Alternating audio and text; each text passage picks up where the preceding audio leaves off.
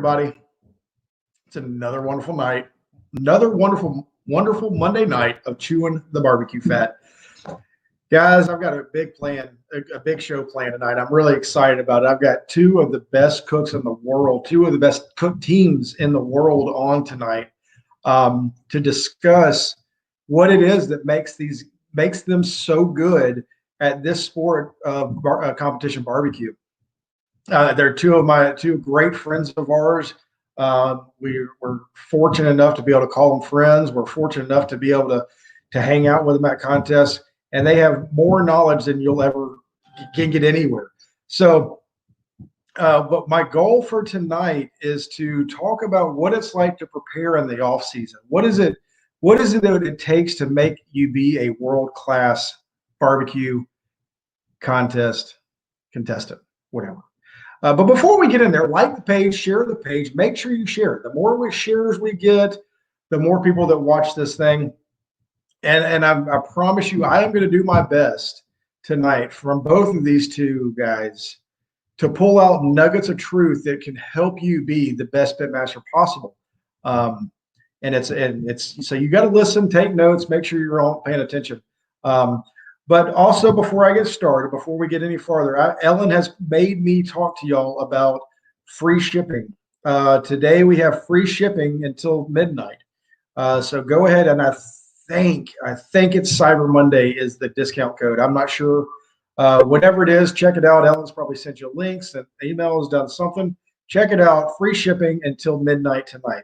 Also, tomorrow being December 1st, the 12 days of Christmas are back. Ellen's got a lot going on in the next 12 days. So make sure that you get in there and you look, check your emails, check Facebook, whatever it is, because there's going to be deals going on like crazy. It's going to be exciting for the next 12 days. She likes to give stuff away. She knows that I'm not into that, but she does it anyway, and I'm proud of her. She's doing a great job. But anyway, guys, enough of talk about me, enough of me talking. Everybody wants to hear Smoke Me Silly and Rooters and Tooters. I mean, like I said, two world-class cooks that everything they do is top-notch. They can tell you ins and outs of everything they do, why they do it.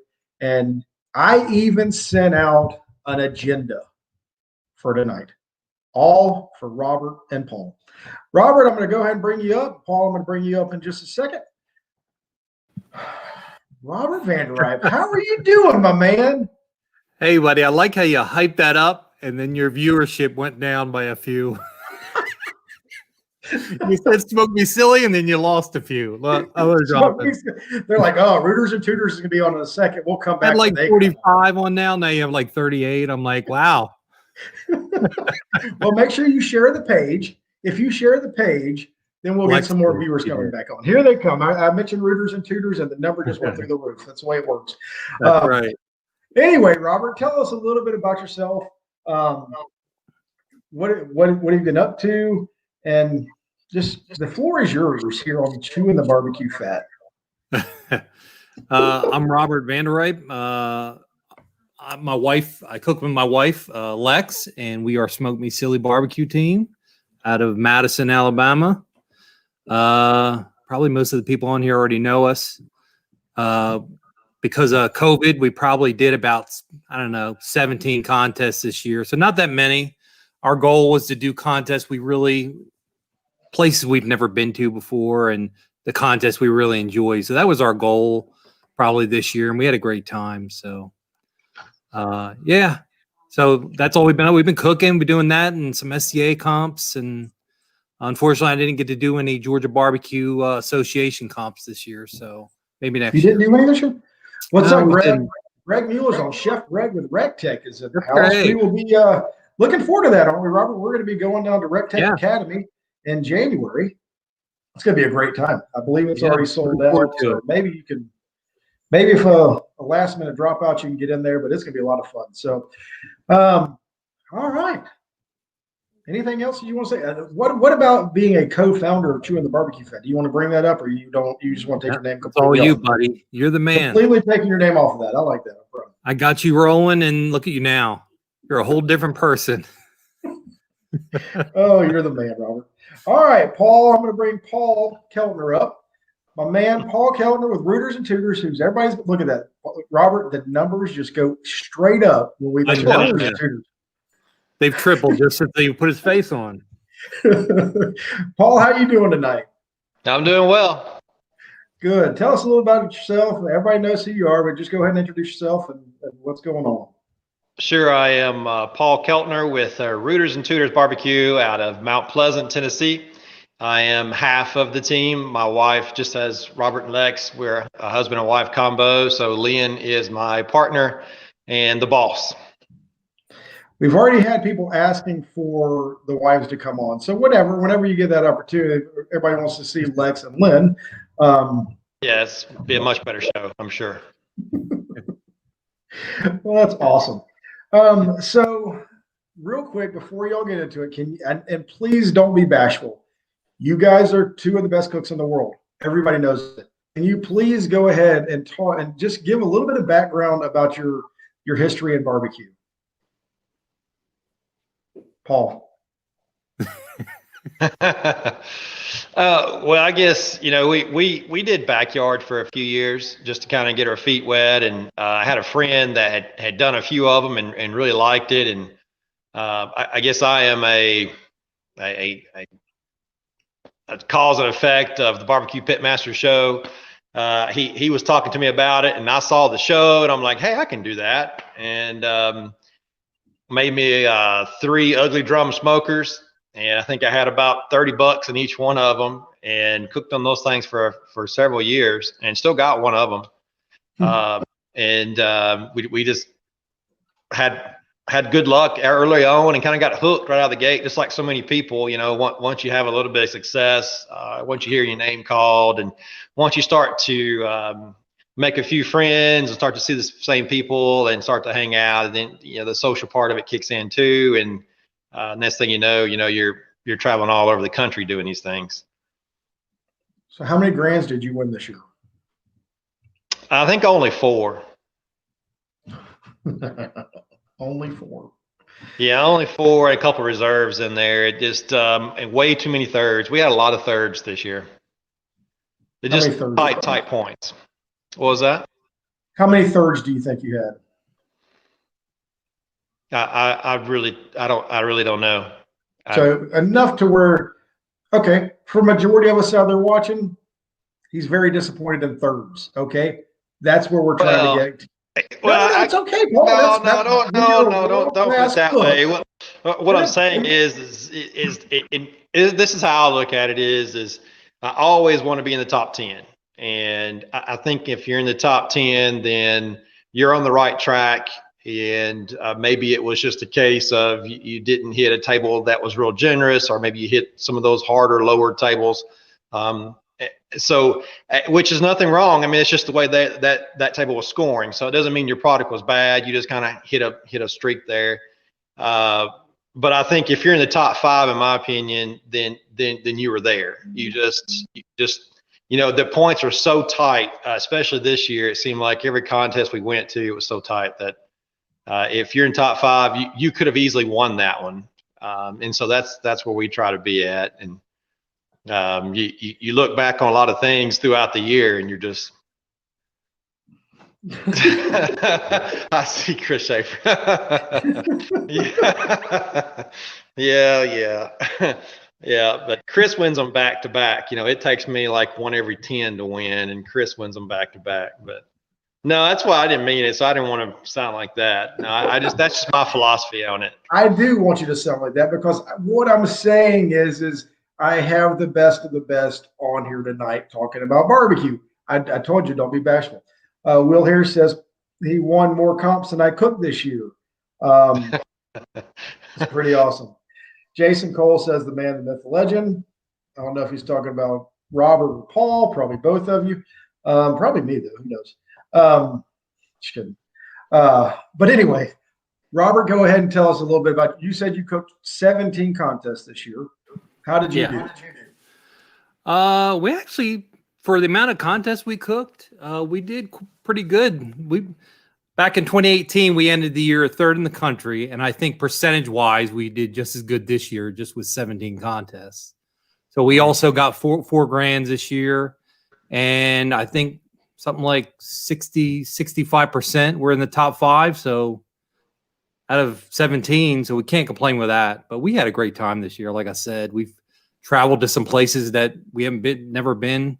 We went to the winery up in Illinois. I think where Chris was reserved there, I think. But we've been all over. We've been down Savannah, Charleston area, places we've never been before. So we really had a great time this year. That's yeah, awesome.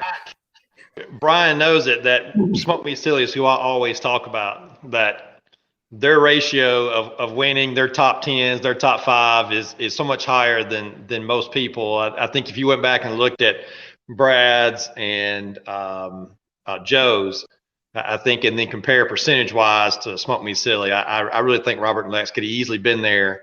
But I think the contest not having at many of them and them being very, very far apart, and it just, I don't know that, I don't want to speak for Robert. I don't know if the commitment was there early on to do that. And so he was right there and only cooked 17 contests. So that's pretty big. Well, you know who else had very little contest and he did well, and I can't remember his name. Who Cares Barbecue? He rocked it out too this year. Donald Cook. Yeah, I think he only had 17 as well. And look at him, man. He sure did. He really did well this year. Yep. Shots fired. Okay, so now that I have set it up to where I told you I had 2 awesome teams coming up. Hold on one second. I do want to bring up one memory. You were talking about where it all started, right? I remember back in the day when we first started, watched a little internet show called Barbecue Superstars. And a certain couple were on there with their purple tent, and they think they were in a little RV. And that was back in the day. That must have been like in 2012, wasn't it? That was actually our first pro contest. Our first pro contest. Was it really? It was our first one. We had like a 1970s hoopty camper that we gutted out, just to get the cooker in there and everything. The thing just barely made it there. But this guy comes up and says, "Hey, you cook on Royal Grills." And we was cooking on pellet cookers at that time. And he goes, "I'm going to start carrying and selling those. You mind if we film you?" And we're like, "Us? You want to film us?" Okay. I don't know why, but okay. And so that thing has been around, and Fraz will every once in a while send me a little clip of it, text it to me just to show me that it's still out there on YouTube. That was early on when we first started. So when I saw you on there, I'm like, holy crap, they're famous, because I see a lot of contests. Like, there's those famous people that were on that show, Barbecue Superstars. And what's funny about it is the first time I can remember with Robert and Lex was in Cleveland, Tennessee. The first time we set up next to him, and I can remember saying that same thing to Lynn. I was like, "It's Smoke Me Silly next to us. You know who they are." I'm just waiting for somebody to be like, "Hey, there's a Lynn barbecue store. They're pretty, we know them." When kids come up, we're always looking for the Jarvis brothers. That's right, the Kids Queue. Oh yeah. Once Kids Queue's over, we ain't gonna get a call after that. So that's all. And Chris, Paul didn't say that I was better than Brad and Joe. That's a whole different tier above us, or above me anyway. So direct quote. I don't know. He said that. You didn't say that, Paul. I just said percentage-wise. That's it, percentage-wise. I think I was watching the show with Brad a few weeks ago, and he said 32% he wins. Hey, all I got to say is I've had Brad on. Try to get Joe on. I'm still working to get Joe on. We're struggling to get him to come on. He'll come on one of these days. We have the best of the best. Come on. Gordon, I'm about to ask these questions. So, Gordon McCrae, I'm about to get into what season. The purpose of tonight's cook is to figure out what it takes for a normal cook, a normal competitor, to get to the level of a Smoke Me Silly, a Rooters and Tooters, a heavy smoke, whoever we're talking about, getting basted, slaps. These guys are going to give us that information of what it takes to be like them to get to that next level. And I promise you, they hate me saying how good they are. So it's not that they're both very humble people, and I would stack these two up against anybody. Chris, you just keep stirring that pot, buddy. I do appreciate it. He's stirring it up. I think you should send the link to Chris and get him on. Definitely. Yeah. Go ahead. It's Chris on here. Hey, Chris, you need to get on here. You need to get on here. Oh, man. Do I still have his email? What is his email? Oh, I got a cell phone number. You just tell me what his cell phone number is? No, let me see. Do I have a messenger? Hold on a second. So I'm going to get started while I'm looking into doing this. What is it, Robert? I'll start with you. What is it that you do in the off season? Sorry.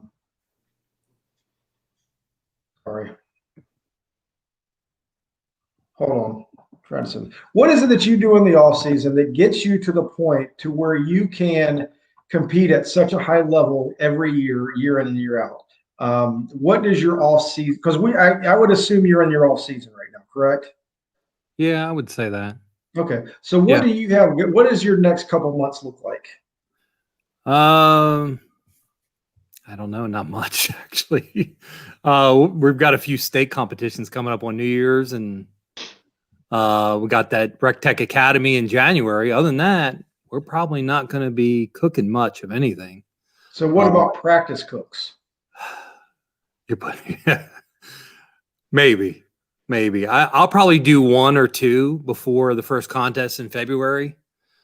But the main thing, and I didn't finish doing it, but is having notes. I need to put some notes together of everything that we finished off with and how we did it.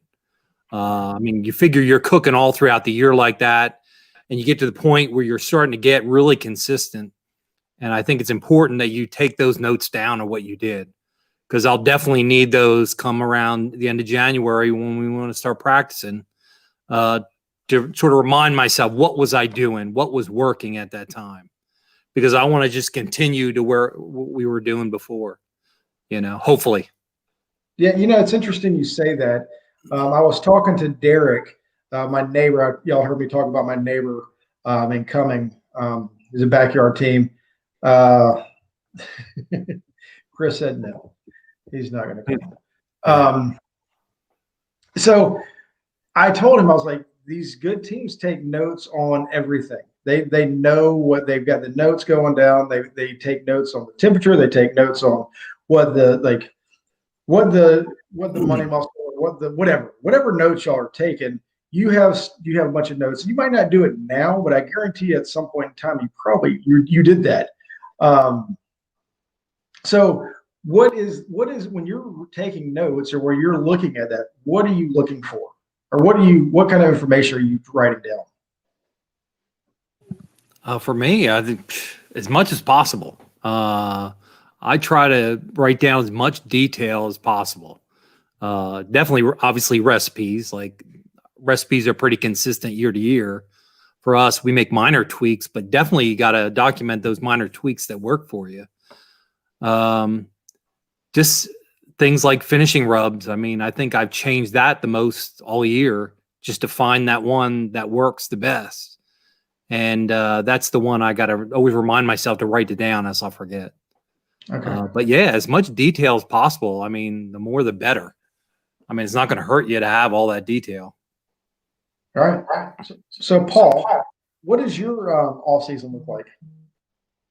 Yeah, I guess this past weekend was our first weekend for our off season, and so I mean, really, we just kind of did the kind of the same old thing. We,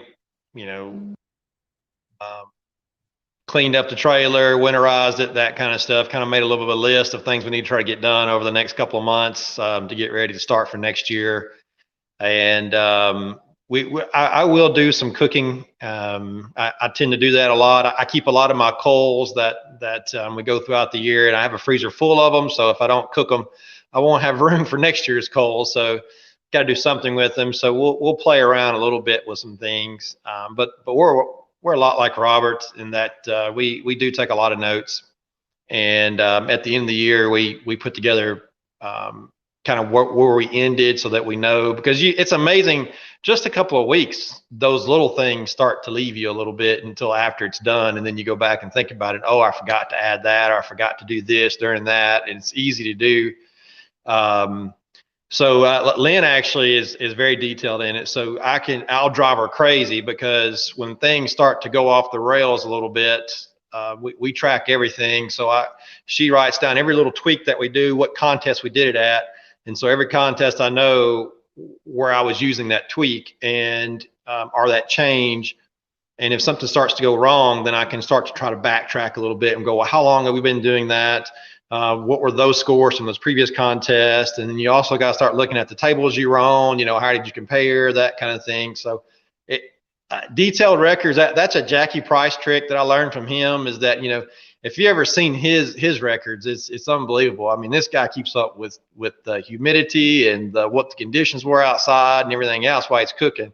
And while I'm not quite that extreme, I do track all of our changes throughout the year, which this past year we actually made quite a few changes throughout the year. It seemed like we were changing a good bit more than ever, and they were small things. Let's talk about that, because I wasn't going to bring it up, but since you just did, what are when you're taking notes and you're writing all this stuff down, what is it that makes you decide to change something? At what point are you? Because I know that's what everybody says is we don't change. You're saying, and I know, Robert, I think you've made a couple of changes. What are some of the things that make you decide to say, all right, this contest, I'm going to do whatever, something different? Yeah. So when I say change, I think Robert's the same way. When I say change, I'm not doing like a wholesale fire deal here and changing everything. Normally it's going to be either it's something I did at the beginning as a base layer on the rubs, or it's how I'm finishing it, whether I'm adding salt or not adding salt. Some just things like that you start to look at. That's what we're tracking and looking at. And for us, we try to have that 3 to 4 contest mentality. After 3 to 4 contests, if it's not finishing well, then we start looking at maybe we need to adjust something in there. And it's normally something very, very small. And whether it's even noticeable, sometimes I wonder, but in my head, I've done something and it did better. So I try to stick with that for a little bit. But this year, everybody knows that we struggled greatly in chicken and half for a while now, which is kind of strange because chicken normally was our go-to that always kind of pulled us through. But the last year and a half or so, it's just been a nightmare. And this year we ran it again and kept trying to tweak. And we talked to a couple of teams that were real generous and kind of giving us some advice on some ways to go and some things to think about. And we kind of made our own concoction up. And for the first time in, I think, 4 years, we're actually running something totally different in chicken. And it worked there for a little bit, but then toward the end of the year, it seemed to be changing a little bit again. So this year, it just seemed like we chased a lot. And I really do think, people talk about luck. I do believe we got lucky several times because, especially in brisket, because we actually ran probably three different recipes in brisket this year, and they would work. You finished first in brisket. Yeah, but like I said, you got to look at the scores a little bit too. I mean, we're very fortunate in that. I mean, that last contest is where everything was decided, and I think everybody was struggling this year in brisket. Was one of the categories that was the hardest to kind of get nailed down consistently. And we scored throughout the year on three different recipes, really and truly. And so that just kind of shows you how it changed a little bit throughout the year. And I think you saw that through all the categories too. I think they changed a little bit, if not flavor, but texture seemed like it changed a little bit throughout the year too. All right. So Robert, I'm going to make you answer this but Paul just brought it up. So when you're making changes and are you thinking flavor profile, or are you thinking tenderness, texture, temperature type of stuff? What are your thoughts going on?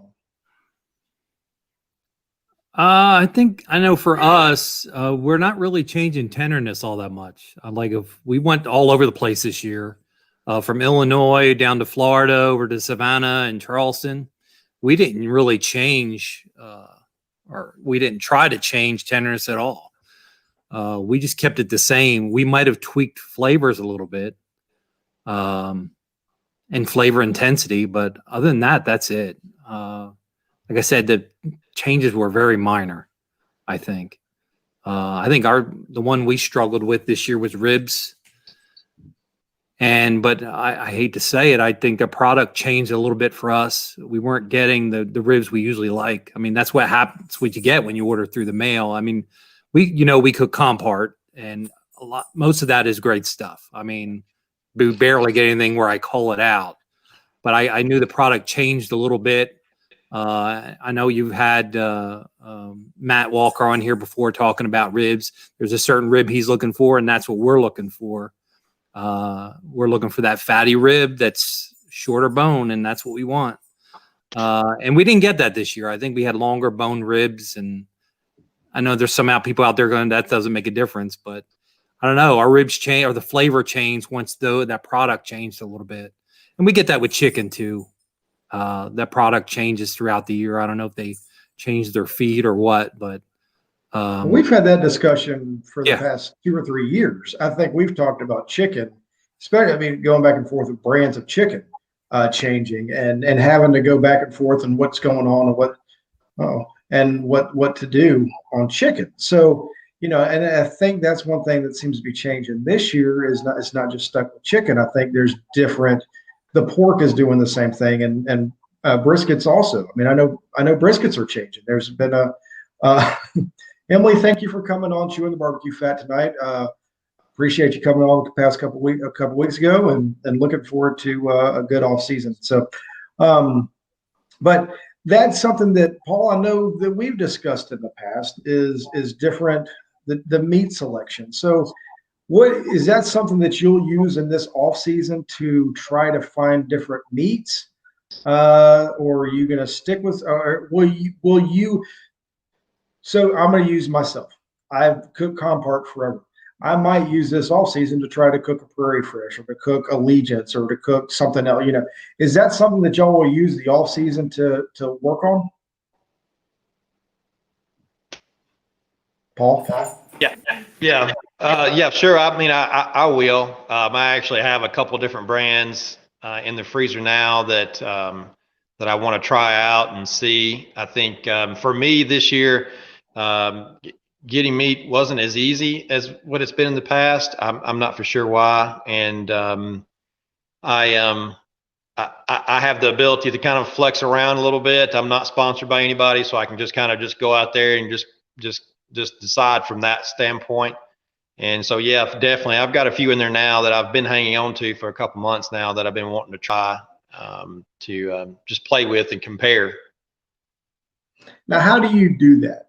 What is your process to do that? Will you cook your normal process, your normal competition, whatever, and then cook something side by side, or will you just go cook it?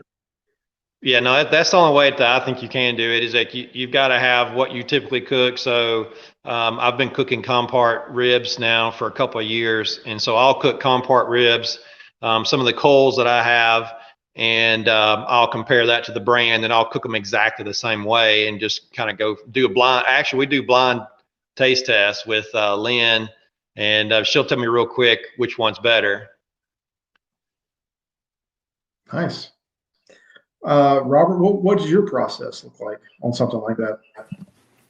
I don't know. I've tried some different brands during the off season here and there. Or what I'll do at a comp, and I can't remember what competition it was. I think it was Savannah. Sean Angry Jack had an extra Smithfield extra tender and that he couldn't fit on his cooker, so he gave it to me, and I had room at the time, so I put it on there, and I almost turned that one in. But every time I go try something else, I always go back to compart. It's always just been consistent for me. With my flavor profile to stick with compart. I just love it. Okay, Jim Compart said, feed is always the same with compart. COVID-19 caused some quality controls problems. Plant didn't allow our QA person in the plant for a couple months. Sorry, guys. There you go. I'll tell you what. Jim Compart, you are the man. I tell you what, thank you for coming on and being a loyal fan, loyal watcher of the show, and always being there to answer questions. So there's your answers, guys. I know we've had that discussion in the past, so that does make sense. Does Paul do a blind test taste with his chocolate milk? Who knows? I don't know. With his what? Chocolate milk. I don't know. No, nobody gets my chocolate milk. Thank you, Jim, for coming on. Is that Lynn that we hear in the background? Yeah, she's back there. Tell her to say hello if she ever gets a chance.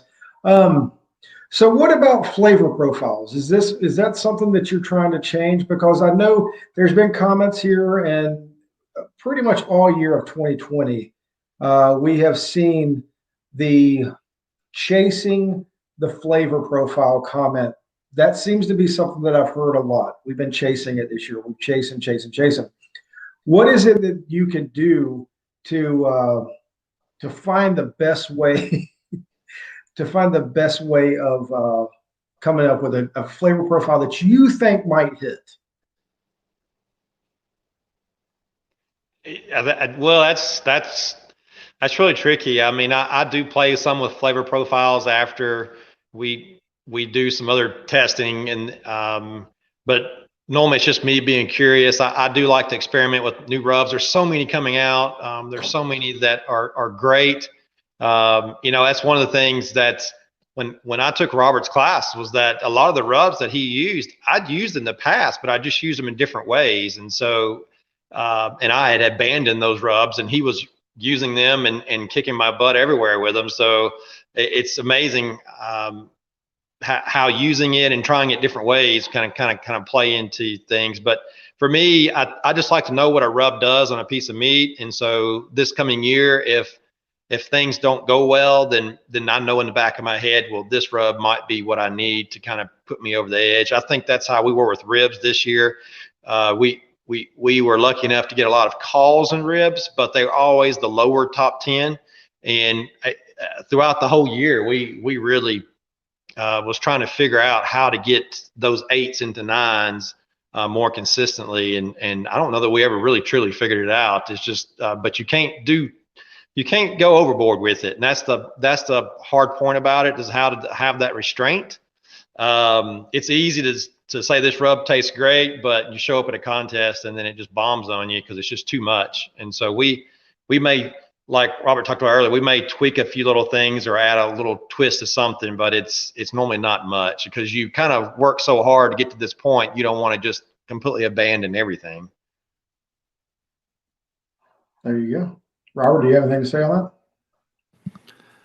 As far as flavor, I think one of the things I've noticed, especially over the last 3 or 4 years, and I mentioned it just a little while ago, flavor intensity. I mean, I remember when we first started, we used one rub on pork, and we did well in pork. Over the years, and then we've started layering on different rubs, and then with finishing rubs, it's just, I've noticed that trend where I think just everybody else is starting to up their game and really layer on and the different flavors. And you just got to one up that. And I noticed over the years, we've just been adding more and more, and the flavor intensity has been going up. So I think that's probably the main change that I've seen over the last 3 or 4 years. So when you say flavor intensity, is that something that you're adding different rubs, or are you adding more of a same rub? Well, it's adding different flavors, and also throughout the whole process. I mean, one of the things I teach in my class that I said, especially with chicken, I'm seasoning it every time I see it. Every time I pull that chicken out, whether it's to flip it, sauce it, whatever, I'm adding some kind of seasoning to it. So I think a lot of that's different than what it was when I first started. Yeah. Interesting. What about ribs? Are you doing the same thing with ribs, or is that something that you just found works on chicken? A little bit with ribs, not so much. But I mean, that's what you got to look at. I mean, if you're not hitting in something for several contests, it's probably time to change. But if you're only cooking 3 or 4 contests, you can't really gauge it on that. You just got to have fun and try different things, right? Right. So that's where we are. Go ahead.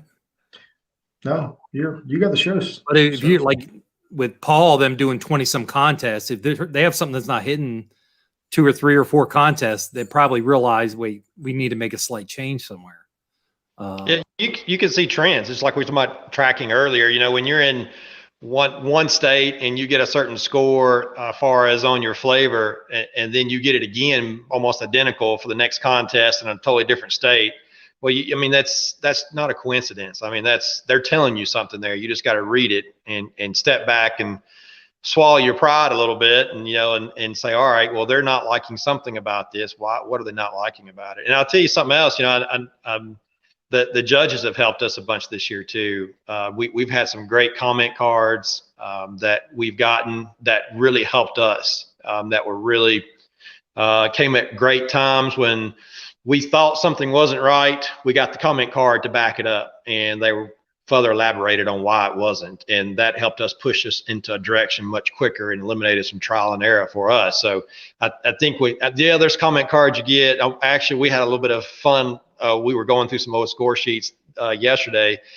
Some of the comments are a little crazy, but if you're lucky enough to get one that is makes sense and it's a well thought out critique, then you need to take it to heart and keep it. Don't get rid of it. Don't burn it. Don't throw it on the Facebook, make fun of it. You need to keep it and remember it when you go to cook next time.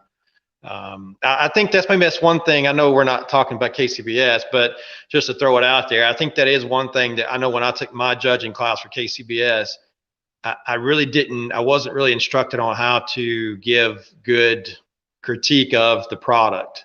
And I think you see that, and that's why you get some of these comment cards that are kind of out in left field sometimes. Yeah. I mean, that seems to be something that, we've asked as cooks to get more comment cards. And I think if anything's happened in 2020, the comment cards seem to be on the rise. Yeah. And I do believe, and Paul, you hit the nail on the head. It's easy for a lot of people to get on here and get their feelings hurt and get pissed off when a judge tells them that they didn't like something or whatever. And they do. They fly straight to Facebook and they put it out there and say, oh, blah, blah, blah, blah. But if you can look at those comments, look at your scores.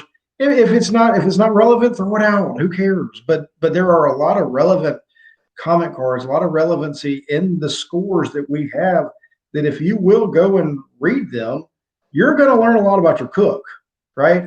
I mean, that to me is something that now Robert has an Excel spreadsheet that he puts everything in. He has data coming out that he can figure out anything based off of that data, which is amazing. But what is something that you're looking for in there? Like, say, if you were to go back and look at your score sheets, what are you looking for to make changes? Robert? I think you're definitely looking for trends. I mean, if you're seeing the same thing, I know somebody that was struggling in brisket. My good friend Trey was smoking sweetmeats, and they were getting salty comment on their brisket a lot. And I guess there's somewhere in your process you're adding too much salt. And if it worked last year, who knows why it's not working this year? I mean, especially with COVID, you got a different group of judges that are willing to come out and judge. So that may be an aspect of it. But you just got to tweak things and hope you can get right in that sort of sweet zone where they're going to give you a good score. And again, with the comment cards, the mistake I've seen a lot of cooks get pissed off about certain comments that judges make. For instance, where somebody writes it tastes like lighter fluid. Well, obviously you probably didn't use lighter fluid, or maybe you did. But I've seen a lot of them get mad. Well, I didn't use lighter fluid. Well, you don't take it so literal. Obviously you had something in there that tasted off. I mean, that's what you should get from it.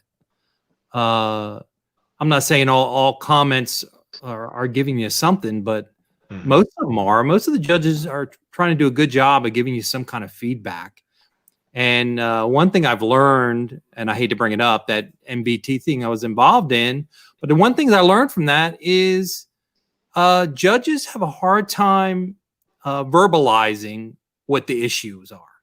I noticed that when we were trying to get judges to write down comments for everything, including some of the things they thought were 8s or 9s, I would tell them, if you thought it was great, well, why did you think it was great? Write that down. And I think that was the hardest thing for the judges, to write down what they liked about it. Not just to say, I liked it, but why did you like it? What flavor did you get that you said, hey, I really love this product? But I know we give the judges a hard time, but it's hard to really verbalize on paper what issue you have with it. You just know you don't like it. And that just comes with time. Just trying to, the longer you judge, hopefully you get an idea. Well, you know what? It's that I don't like about it, or whatever. So hopefully that's something KCBS will look into as far as judges, getting them to hopefully write a little bit more down. But I do understand that it's hard for them to verbalize. They just know in their mind, I don't like it. Well, maybe Emily's still watching. I don't know if she is or not, but Emily if you watch her show, she got some great ideas of what they're planning on doing and how they're hoping to make the judging situation better for KCBS. And, to me, it's good that maybe I shouldn't say better. Better is not necessarily a good word. Just change it to where the information is different, or it's more helpful for us. And because I mean, judges are an integral part of this process that we deal with. I mean, it's not so much us going out there just to cook good, right? I mean, we're cooking for judges, so it is what it is in that sense. But and speaking of that, Paul, you mentioned something about you had judges saying whatever the judges were giving you some information. Is it something that you try and do in the off season, is find a couple of judges and see if they can come and try your food, or is that something that is not easily attainable? No, we stole that from Robert and Lex. So we did that one year, and after hearing Robert talk about it, and it was a big help. I mean, we had 6 judges here. We did it just like a real contest. Had 4 meets. I had another team here, and they didn't know who they were judging, and we learned a lot. Matter of fact, I still have those notes, and they were very detailed notes. And I think something I also learned from Robert was to get a mix of judges. So we just didn't go find judges that we thought were just going to love our food. We wanted judges that we've heard that were more critical of barbecue, new judges and master judges, and kind of mix them all up and maximize your feedback on that. We haven't done it the last year or two, just from a time perspective, but I mean, I would love to do it again this year. Honestly, you can learn so much from that, because it's not just a one sentence type scenario. You're sitting down with them, and they're trying to help you become better, and they're telling you what they think of your food and what they tasted, or why they didn't give that 1 point higher on the scorecard, and what I could have done to potentially change their mind. And you just, at the end of it, you'll get a bunch of notes, just like you would at the MBT, and you just kind of see the common features in there and pull them out, and all right, this is the direction we might want to start looking at doing with those type of meats. So yeah, anybody that can do that, whether it's 1 judge or 10 judges, doesn't matter. Well, with COVID, who knows how many you can have together without getting in trouble, but it can be just 1 judge that can really, really help you if you find the right judge that is really being critical of that meat and not afraid to tell you straightforward what they think. And that's that's one thing that we have to be willing. If you're going to do that, don't get your feelings hurt if they come back and tell you something that you might not like. Right? I mean, Robert and Paul both. I mean, Robert, you've been doing this. You've been doing the judge thing for a long time, and that's one thing that you learned up front. Don't get feelings hurt. Right? Take it as criticism, and move forward with it and get better. Yeah, those off-season practices that we did with judges, I mean, that was priceless. And that's what I tell everybody: make as many friends with judges as you can, and have them come over and try your stuff. I mean, that's invaluable. I mean, we've learned so much from that. And like I said, the more the better. There was one time we had 10 judges over at a friend's house, and we were cooking. And that helped me fix some issues before we started the season. Where if I didn't do that, I would have been making those mistakes early on. And probably wouldn't have got a comment card and I wouldn't have known. There you go, Travis Duffy. He said, and another way to get feedback is to never turn down an opportunity for a judge to cook with you at a contest. It's the same thing. You're getting the same feedback. And so, yeah, that's awesome. This is the kind of stuff that I think is impressive, entertaining. But here's the thing that's important, guys, for y'all listening to this. What they're saying is they're going out of their way to find judges to come to them to try the food that they're willing to do. It's not just, oh, I wish, I hope, why can't I get any better? What's going on? You got to take this and go run with it. You can't wait on somebody else to do it for you. You have to actually reach out to people and do it. We've been talking about it forever, and I'm to blame. I haven't done it. I haven't. Ellen's been begging me to get some judges. We've got judges that are willing to come over and try it. We just haven't done it, right? So it's on me that I haven't done it. So I'm not doing what I need to get better like y'all. In order for me or anybody else that's not at the level that these guys are at, we've got to step it up and go do what they're talking about instead of just, oh, that sounds like a great idea. Let's go do it.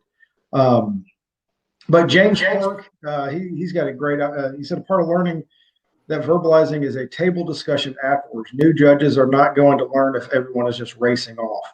And I don't know anything about the judges situation, right? Like, I don't get that because I'm not a judge. But, that makes a lot of sense if you can sit down and talk about it. And, helps you judge better, I'd imagine.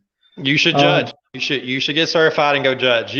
I'm telling you, it is not as easy as what it sounds to sit down and have, especially, this past year, I can't tell you how many times I had judges come up to me and tell me that basically everything they had was just incredible because these contests were so stacked, every contest, that so when you sit down and judge 6 pieces of meat on that particular product, that it's hard. It's not as easy as it sounds to sit down and eat and give it a score. I know it sounds it, but we've done it, and it's much harder than you think to give a fair score and to isolate out just that one piece. And yeah, you ought to try it. You really should, whether it's backyard or the Master Series, doesn't matter. You should try it.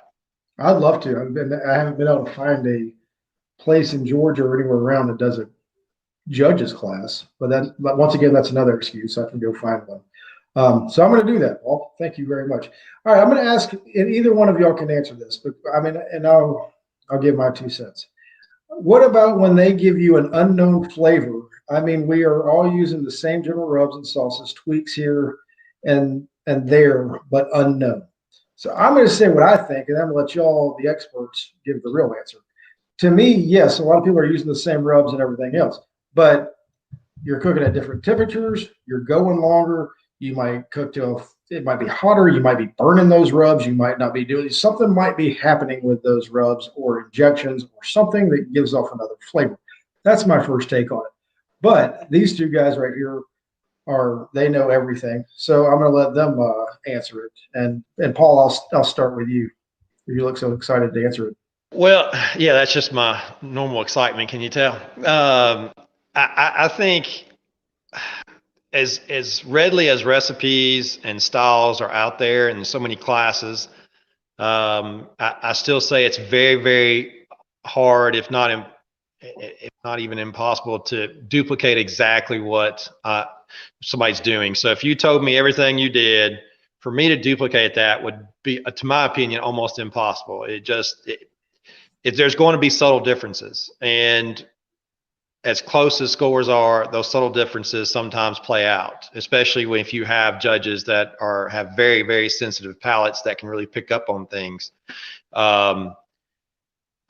I think it comes back too as to what I think is light, what you think is light versus medium or heavy. So, or you get distracted when you're putting a rub on that may have some herb in there that's a little strong. I think just that little, like birds and bones. Birds and bones has been a real staple for many, many cooks in chicken, but it has some sort of rosemary or something in there that it's strong. And if you accidentally get a little heavy with it, you're going to taste it at the end of your cook. It doesn't go away. And so just something as simple as that, that's why I say yes, I'm doing the same thing as what such and such, but I'm not scoring like he is. Well, it's because what he does exactly, he's done it 100,000 times probably. And he's done it on his cooker the way he cooks it. So it's more about the technique and taking away the little things that can make you better, not necessarily just trying to copy exactly what that person's doing. See, told y'all. Robert, what you got to add to that? Yeah, if you have a comment card that says an off flavor, it could be just more than the rubs. I mean, could be your fire, it could be the wood you're using, it could be whether you're burning to clean fire. I mean, there's so much more than just rubs. It could be the injection pulled pulled inside the meat. Who knows? I mean, there's so much more to it than just the rubs. They might be saying it's an off flavor. Now, if you're expecting more detail from the judge, it's like I said, some people just have trouble verbalizing that. I mean, I know I've eaten things over the years, and I've eaten a lot of things over the years where I said, "Oh my God, what is that?" And not knowing what it is, like, what is that flavor? It's horrible, or it's great, or whatever. You did that to me. You can't put your finger on it, what it is. I mean, and they have how many minutes to put that information down on a piece of paper? Yeah. So guess what? All flavor. That covers it. So like I said, don't take it so literal. I mean, in that case, you might want to. They're detecting something that they're not liking. Now, if you see that on the second comment card off the same table, then you should definitely take notice. Or if you see some of your taste scores are low on that table where you got that card, you probably have an issue. Love it. I love it. Water on the fire. Nathan talks about water on the fire. Blaine Hunter saying the herbs always rise to the top of the rubs. Water, what you clean the pit with, so many variables. That's true. I mean, that's something that, either you have a dirty pit or you have a brand new pit that still might have some chemicals left in it that you cooked with or whatever. There's a lot of different things that go into. Robert said our chicken tasted like Lucky Charms. Nathan, I like Lucky Charms. I know, right? Especially with all the marshmallows and everything in there. That's right. So real quick, I was going to ask you this earlier. If anybody else has any more questions, please ask. I'm going to turn in a little bit different direction here real quick. Classes in the off season, is that something that y'all do? Or I know, Robert, you've already talked about you taught classes. Paul, you've talked about going to Robert's classes. What are your thoughts on classes in the off season versus whatever? Like, what are you looking for in a class if you are taking a class? Yeah, so we believe in taking classes. We try to take at least one a year. I would take 2 a year if I could, if they were closer. But I think this year we're going to do the GBC. I mean, that's a great value. You can't beat that. I mean, $400 to get those guys teaching you those classes is a great price. And but yeah, for us, I think when I was first started taking classes, I was looking at teams like who did well in certain categories that I was struggling in. I wanted to know what they were doing differently. As I've progressed, I now kind of look a little closer at, well, for me to take a class that they only cook on drum cookers, I don't know that would help me as much as somebody maybe cooking on an offset or a water cooker similar to myself. So I do start to narrow it down a little bit and try to look, all right, what they're cooking, will it actually relate to me? Not that you can't pick up techniques or anything like that, or prepping tips or how you're wrapping and different things like that. We're still learning a lot of little things that people have come up with that are pretty ingenious. I think sometimes you think, why did I think of that? But that's how we look at them. And I think it just depends on where you're at with your level. And if you're just starting out, or if you're not scoring very well and you need a place to start, then definitely find a team that's either doing well all the way across the board, or that's doing well in the categories that you're struggling in, and just go see what they're doing. And more importantly, when that second day rolls around, when you're tasting that meat and you're feeling it and tasting it, just really, that's when you got to really concentrate to understand how it all comes together at the end. Nice. Have you ever thought about teaching a class? No. Okay. Nobody will be interested in knowing what I do. I stumble around everywhere I go. Right. Robert, tell us a little bit about your class situation. We use same as Paul. We normally do one class. Early on, we probably did 2, maybe 3 in the off season if we could afford it. But we always at least did 1. And on different cookers. I mean, even though we're cooking on an offset now, we just cook on Weber Smoky Mountains for a while. But you never know if you're looking to change up things and try different cookers. But yeah, you need to go to at least one class, and you have all these options now with these online classes. A lot of those coming out. So there's definitely a lot of options out there of different affordability for people. Yeah. But what about you in classes again? Me doing classes? Oh no. Look, come on, Professor. Right away, I booked 3. Did 3 classes. I scheduled those off. Did the first one. I'm like, what the heck did I just do? Scheduling. I tell you what, that's one of the hardest things to do. I was more exhausted after 1 weekend of teaching than any double contest I've done. Yeah. So I can remember. I don't see us doing classes again for a while.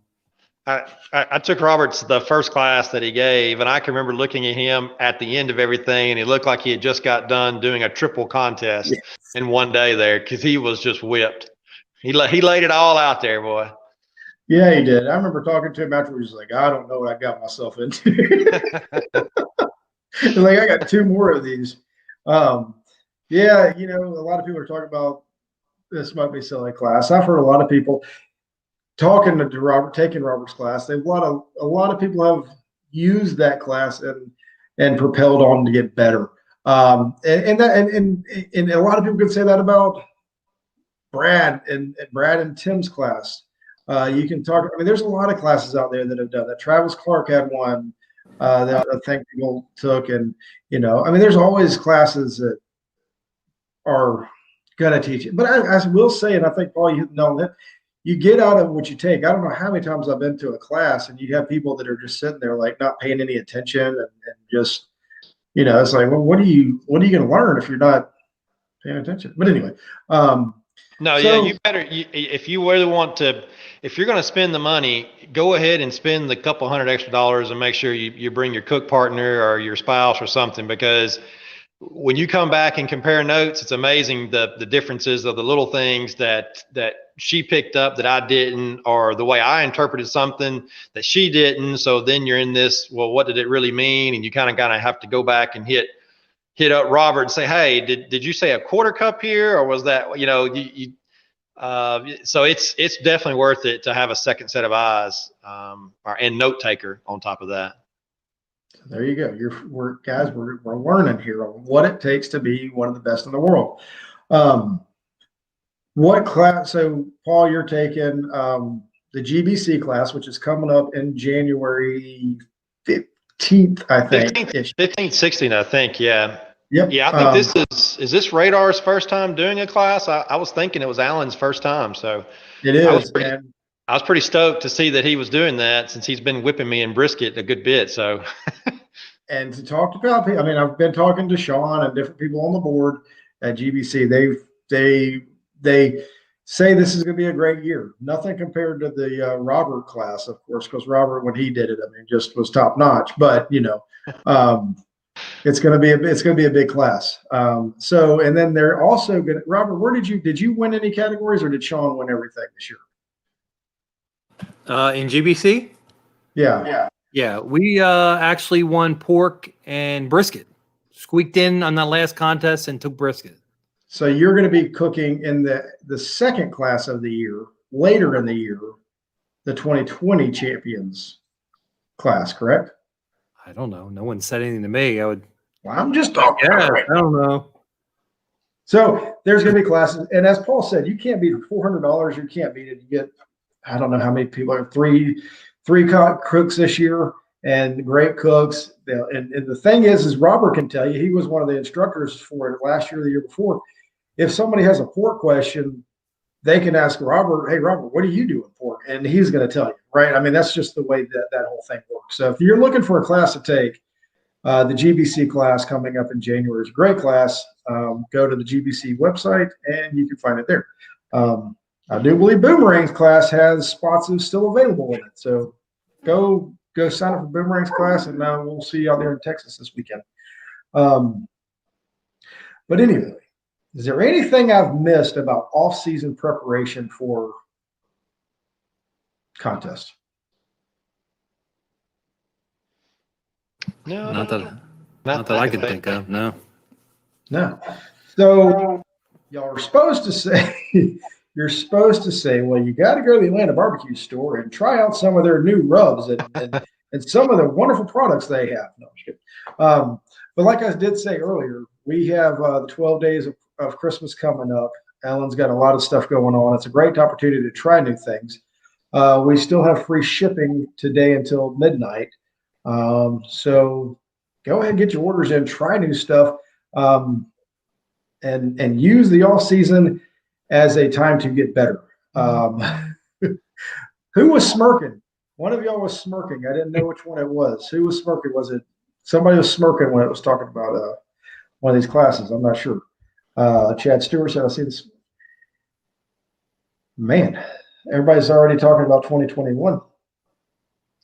Service your wheel bearings. You know, that is true, Travis. One thing at the Paul, I know Paul, every year I see the beginning of the year post of putting new tires on your trailer, right? I mean, that's something that you take for granted.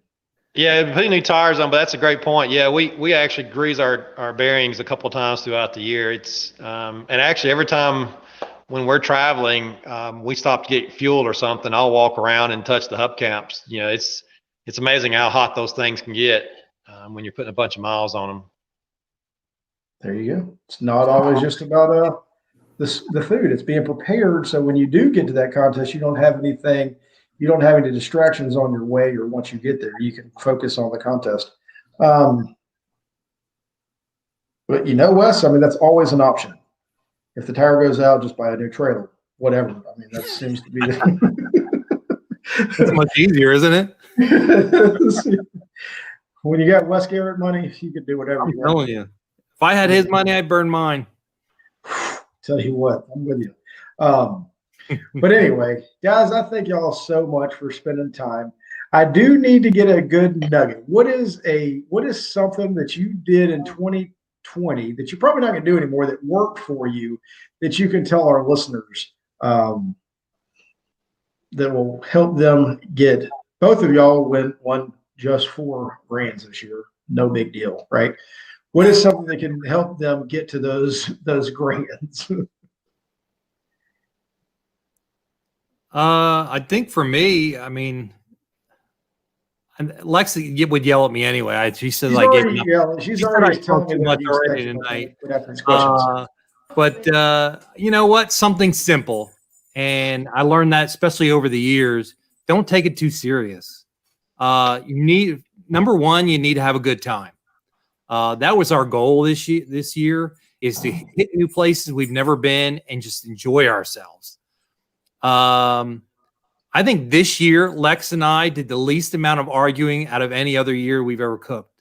So I think that was the key, to enjoy ourselves. And I think we did that this year. So just don't lose that focus. A lot of these people talk about how much money they're spending doing this. Well, I'm telling you, it's a money pit. There's only a few that make money out of it, and not many of us do. You definitely should never be in it to make money. That's for sure. So the only other thing left is make sure you have a good time doing it. I like that. So go have fun. You'll win a grand. Oh, that's all right, Paul. What does Lynn have to say? I mean, I know Lynn's there. She might. What is she? Yeah, I've been trying to get her to come over here, but she's like, no. She's like, no. The more you cook, the better you get. And she says the more you cook, the better you get. That's very true. That's very true. Whether that's practice or competition. So, what temperature do y'all take brisket to? You know it's relevant to the temperature that you cook at. I just got to try. I got to try something.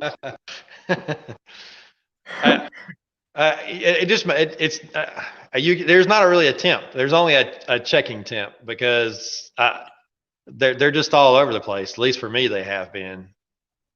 Pork's the same way. I mean, we went for several contests, and I can almost call it that it was going to be done at that temp based on how it was climbing through the graph. But then when I touched it, it was nowhere close. And that happened a bunch toward the end of the year. I don't know I don't know what happened, but all of a sudden everything we had on pork wise was running late, and we always went to a higher temp to get to the tenderness that we wanted. And so there's no magic temps. You just got to learn that. Hey, if anything, if that's what you can do this off season, is just start playing with tenderness, because that's the one thing that you can't do is cut those ribs and eat the ribs that you put in the box. But during practice, you can do that, and just cook you a couple of racks, pick out the best rack that you think you want to put in the box and eat that rack. And then you'll know where you're at. I like it. That's very good. That's very good. Robert, you got anything else you want to try while Lex isn't paying attention right now? Maybe. No, to add on what he said, if you're using temperature to determine when you're taking off meat, you aren't doing it right. If you're doing what?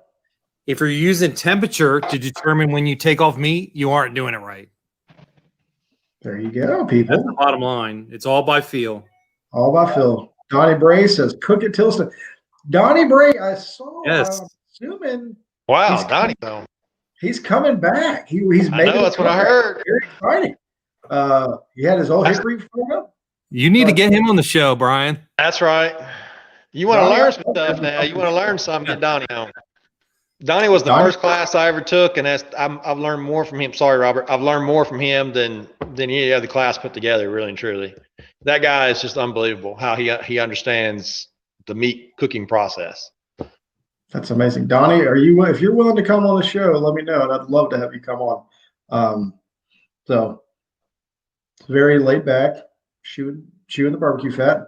But anyway, that's awesome. Next week, I'm very excited about next week's show. Next week's show, we're going to be talking barbecue and bourbon. I've got Peg Leg coming on. Carrie's coming on with Peg Leg Barbecue. It's going to be a great show. Robert has got me terrified of the show next week, so it's going to be a lot of fun. He's got his new Peg Leg Porkers. He's got his new bourbon out, or his 15-year release has just come out. So we're going to be talking bourbon side of things and barbecue. So y'all be on the lookout next week on Chewin the BBQ Fat. It's going to be me and Carrie. It's going to be a lot of fun. So Robert, what do you think about that? You got any good questions for me to ask? Hey Lynn, how you doing? I'm good. I haven't showered. So what that smell I'm is. going to tell you, just make sure I'm you so do glad when it. she goes back to work. Hey, Lynn. Hey, Robert. Hey, Blaine was on there earlier. Talk about a guy not missing a beat. Man, he just comes out of nowhere and just killing it. Just for a Q contest there. Blaine's a great guy. Yeah. Tim Shear is my hero. Tim Shear's the other one. If Tim Yeah. Shear would get me a sticker, he would be my favorite. Yeah. There you go. And one more thing, in case you didn't know, Brent Copeland with Butts and Racks. Oh. No, Butts and Racks. They changed the name to Redbeards. Okay. He's up out of Kentucky area. Cooked a bunch up there, but he passed away the other day. And Gene, sorry, not Brent, Gene. That's his partner is Brett. But yeah, definitely keeping his family thoughts there. It's unexpected. We didn't know anything about it till we just saw it got posted, and just kind of shocked there a little bit. Found out today about it. Yeah, you just never know. You never know. Keep everybody close and always let everybody know how you feel. Because you never know. Yeah. Well, good.